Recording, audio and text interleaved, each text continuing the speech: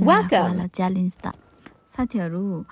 फेसबुकमा भ्युज पुर्याउने 3 लाख वाला च्यालेन्ज त आयो तर कसरी पुर्याउने हामीले फोटोहरु हाल्दाखेरि पनि भ्युज चाहिँ काउन्ट हुन्छ साथीहरु फेसबुक भरि अनि फेसबुकको कमेन्ट भरि यही नै सबै चर्चा छ कि भ्युज कसरी पुर्याउने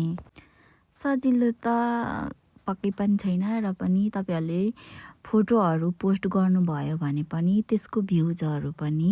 काउन्ट हुँदो रहेछ साथीहरु